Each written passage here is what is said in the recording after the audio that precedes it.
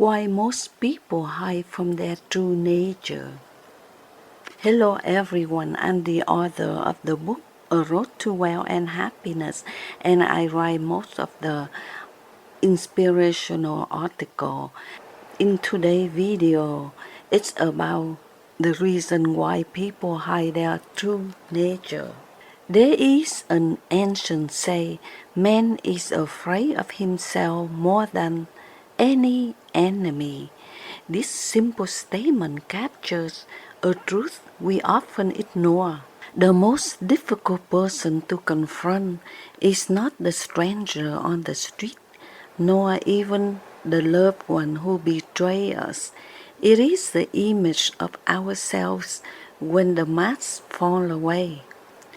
Most people spend a lifetime constructing layers of identity, the polite smile, the carefully chosen words, the curated social image, the version of themselves that appears acceptable to society. But beneath these layers rests something raw, unpolished, and sometimes frightening, the true nature of who we are. That truth carries both light and shadow. It owns the noble parts of us, our compassion, our creativity, our tenderness, but also the hidden darkness, jealousy, fear, rage, greed, shame. Facing this reality is terrifying because it threatens the fragile self-image we cling to. And so, most people hide. They retreat behind masks. They avoid mirrors of the soul.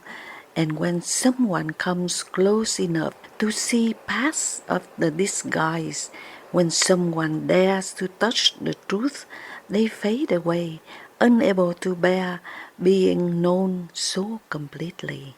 First, the fear of the shadow. Carl Jung, the great Swiss psychologist, introduced the concept of the shadow, the repressed and denied aspects of our personality. The shadow is not merely evil, it is everything we refuse to acknowledge in ourselves. We include impulse we find unacceptable, emotions we were taught to suppress, and even strengths we abandon out of fear of judgment. Why do we fear the shadow so much? Because society trains us to present only our bright sides. From childhood, we are rewarded for obedience, politeness, and achievement. We are scorned for anger, selfishness, and laziness. Over time, we learn that only parts of us are lovable and the rest must be buried. Yet bury does not mean gone. The shadow does not disappear, it lingers in the subconscious, shaping our behavior in ways we do not realize. A man who insists he is never angry may explode in cruelty when provoked. A woman who prides herself on kindness may secretly resent the people who she serves. We hide these aspects because we fear rejection, but ironically, by hiding them, we grow stronger, waiting for moments of weakness to surface. Second, the social mask. Jung called the persona, the mask we wear in society.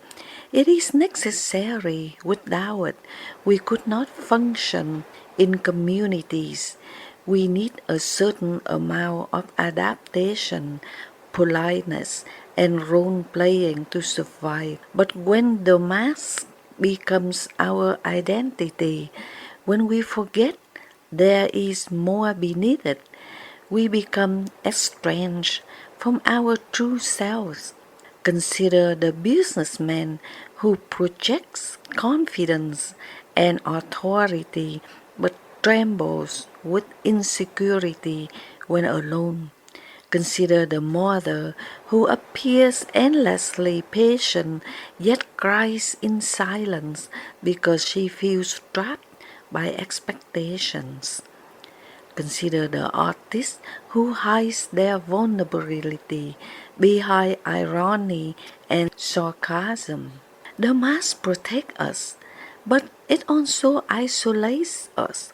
Few people will ever know the trembling behind the confidence, the tears behind the smile, the fear behind the laughter, and so we trip through life surrounded by others but profoundly lonely because no one sees us, and we fear that if they did, they would turn away.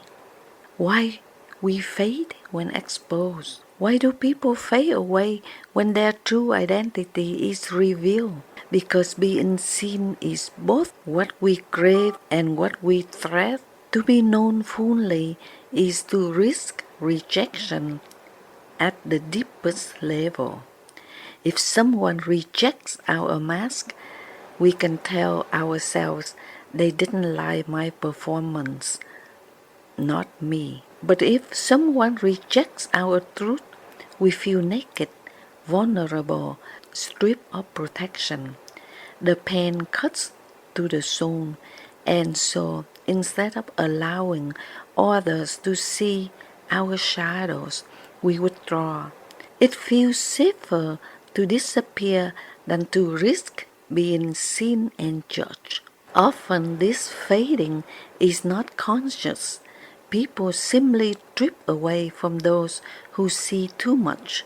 A friend may stop calling, a lover may withdraw, a family member may avoid deep conversations. They do not always know why. They just feel uncomfortable being around someone who pierces through their mask. The burden of self-deception. There is another reason why people hide. Self-deception is easier than honesty. It's easier to say, I'm fine, than to admit I'm drowning in loneliness. It's easier to say, I'm a good person, than to admit I sometimes think cruel thoughts. It's easier to say, I have moved on, than to admit I'm still broken by the past.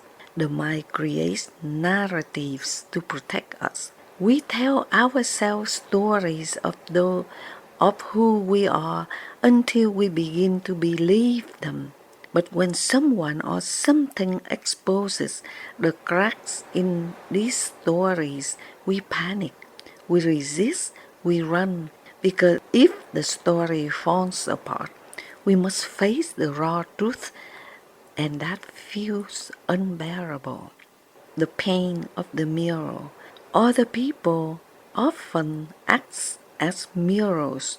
They reflect back part of us we would rather not see.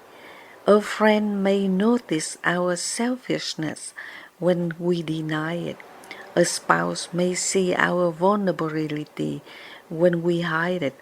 A child may point out our hypocrisy without meaning to. The mirroring can feel like an attack even when it comes from love. When someone sees us too clearly, we may feel exposed, judged, or even violated. We may accuse them for misunderstanding us, and in truth, they understand us too well. That is why people often fade away from those who know them deeply. It is not hatred, not fear, fear of being mirrored, fear of confronting the self they have worked so hard to conceal. The paradox of intimacy. The tragedy is that true intimacy is only possible when masks are removed. Love requires vulnerability. Friendship requires honesty. Spiritual growth requires facing the shadow. And yet we long for intimacy while fearing the very exposure it demands. We say we want someone to see us, but when they actually do, we retreat. We crave closeness, but sabotage it by fading away. This paradox explains why so many relationships remain shallow. We stay in the safe zone or small talk, polite smiles, curated images. We avoid the raw, messy conversations where our true selves would be revealed. We say we are connected, but deep down we know we are not. Why the dark side must be faced?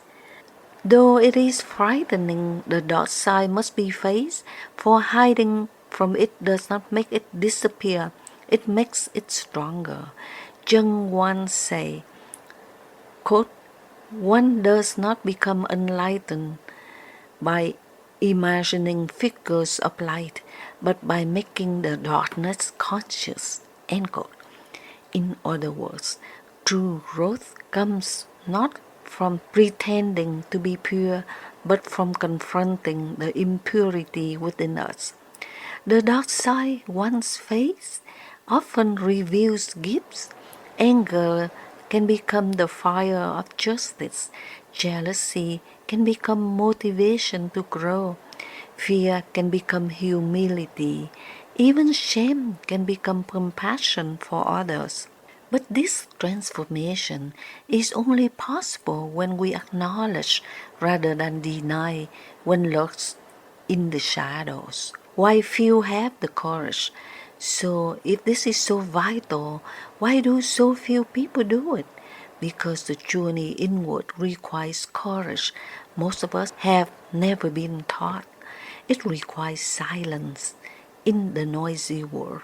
It requires honesty in the conjure of appearances.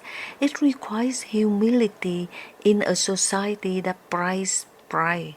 Facing the dark side is like descending into a cave with no guarantee of return. Many are too afraid to take a first step, and so they live half lives, outwardly successful, inwardly fragmented, socially admired, spiritually unfulfilled. The role of compassion. For those who dare to see others truly, compassion is essential. If you reveal someone's true identity without compassion, they will run from you. But if you hold space for them without judgment, without condemnation, they may begin to accept themselves. Compassion means saying, quote, I see your shadow and I do not turn away. End quote. It means showing someone that they can be loved not only for their mask, but for their truth. This is rare, but when it happens, it is profoundly healing. The invitation of the soul. Ultimately, the reason people hide from their true nature is they are not yet ready to face it. The soul invites us again and again through crisis, failures, losses, and relationships to drop the mask. Each time we resist, the pressure grows. Each time we avoid, the shadow deepens. But one day, the invitation can no longer be denied. Perhaps it comes through heartbreak, illness, or solitude. Perhaps it comes through a quiet whisper of the conscience. In that moment, the soul says, come home, do not hide anymore, be who you are. When that moment arrives, those who have faded away may return, or they may not, but you will no longer need to hide, because you will have embraced both your light and your darkness. You will be home. Conclusion. The courage to be seen. Most people hide from their true nature because they fear rejection, judgment, and the pain of exposure. They fear the dark side within themselves and the mirrors that others provide. And when someone sees them too clearly, they often fade away, choosing disappearance over vulnerability. But the truth is this: happiness, intimacy, and spiritual growth all require facing the shadow. Only by embracing the fullness of who we are, the bright and the dark, the noble and the shameful, can we live authentically. The world does not need more masks. It needs more souls who dare to be seen. To reveal yourself is terrifying, yes, but it's also the only path to freedom. Thank you so much for listening, and I hope you enjoy it.